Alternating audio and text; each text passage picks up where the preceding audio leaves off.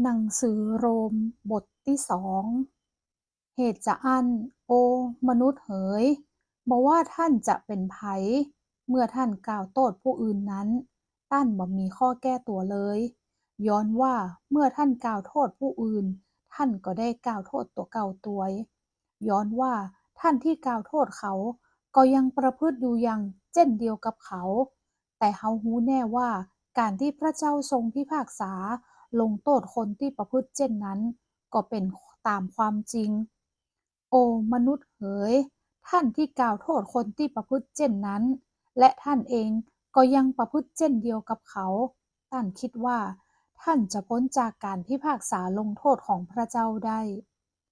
หรือว่าท่านประมาทพระกรุณาคุณอันอุดมและความอดกลั้นพระทัยและความอดทนของพระองค์ท่านบ่ฮู้กา พระกรุณาคุณของพระเจ้านั้นมุ่งที่จะชักนำท่านให้กลับใจใหม่แต่ท่านใจแข็งกระด้างบ่ยอมกลับใจท่านจึงสะสมโทษให้แก่ตัวท่านเองในวันแห่งพิโรธนั้นซึ่งพระเจ้าจะทรงสำแดงการพิพากษาลงโทษที่เที่ยงธรรมให้ประจักษ์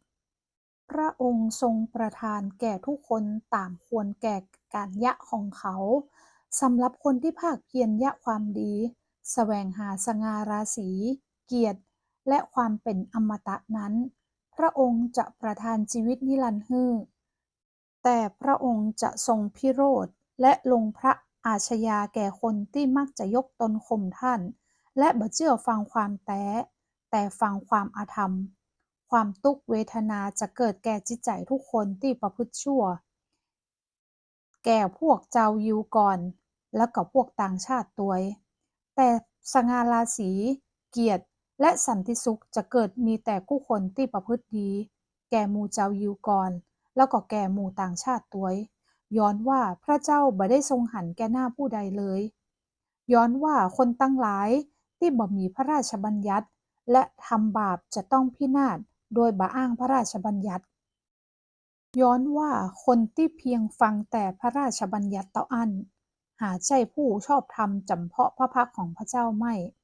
แต่คนที่ประพฤติตามพระราชบัญญัติตั้งหากเป็นผู้ชอบธรรมย้อนว่าเมื่อชนชาติต่างๆซึ่งบ่มีพระราชบัญญัติได้ประพฤติตามพระราชบัญญัติโดยปกติวิสัยคนเหล่านี้แม้บ่มีพระราชบัญญัติก็เป็นพระราชบัญญัติแก่ตัวเก่า คือแสดงให้หันการกระทำที่เป็นไปตามพระราชบัญญัตินั้นมีจารึกอยู่ในจิตใจของเขาและใจสำนึกผิดชอบก็เป็นพยานของเขาตัวความคิดขัดแย้งต่างๆของเขานั่นแหละจะกล่าวโทษตัวหรืออาจจะแก้ตัวให้เขาในวันที่พระเจ้าทรงพิพากษาความลับของมนุษย์โดยพระเยซูคริสต์ทั้งนี้ตามข่าวประเสริฐที่ข้าเจ้าได้ประกาศนั้น พอเตอะท่านฮ้องตัวเก่าว่ายิวและพึ่งพระราชบัญญัติและยกพระเจ้าขึ้นอวดและว่าท่านหู้จักพระทัยของพระองค์และเห็นชอบในสิ่งที่ประเสริฐย้อนว่าท่านได้เรียนรู้ในพระราชบัญญัติและท่านมั่นใจว่าท่านเป็นผู้ถูกจุงคนตาบอดเป็นความสว่างให้แก่คนทั้งหลายที่อยู่ในความมืดเป็นผู้สอนคนง่าวเป็นครูของละอ่อน ย้อนว่าท่านมีแบบอย่างของความรู้และความจริงในพระราชบัญญัตินั้นจะอันท่านซึ่งเป็นผู้สอนและคนอื่นมาสอนตัวเก่ากะเมื่อท่านเสวนาว่าบ่ควรจะลักทรัพย์ตัวท่านเองลักก่อท่านผู้สอนว่าบ่ควรล่วงประเวณี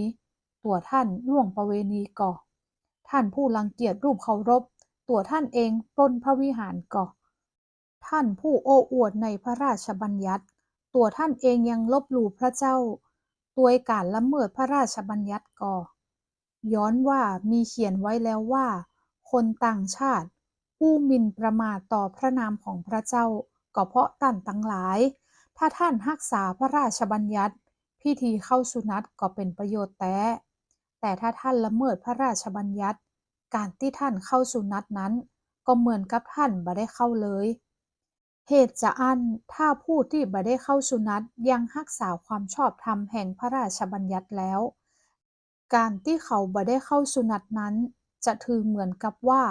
เขาได้เข้าสุนัตแล้วบ่ใช่กะ และคนตั้งหลายที่บ่เข้าสุนัตซึ่งเป็นตามธรรมชาติอยู่แล้วแต่ได้ทำตามพระราชบัญญัติเขาจะปรับโทษท่านผู้มีประมวลพระราชบัญญัติและได้เข้าสุนัตแล้วแต่ยังละเมิดพระราชบัญญัตินั้นย้อนว่าเจ้ายิวแต้บ่ใช่คนที่เป็นยิวแต่ภายนอกเตาอันและการเข้าสุนัตแต้ก็บ่ใช่การเข้าสุนัตซึ่งปรากฏที่เนื้อหนังเตาอันคนที่เป็นยิวแต้คือคนที่เป็นยิวภายในและการเข้าสุนัตแต้นั้นเป็นเรื่องของจิตใจตามจิตวิญญาณบ่ใช่ตามตัวบทบัญญัติ คนจะอันพระเจ้าสรรเสริญมนุษย์บ่สรรเสริญ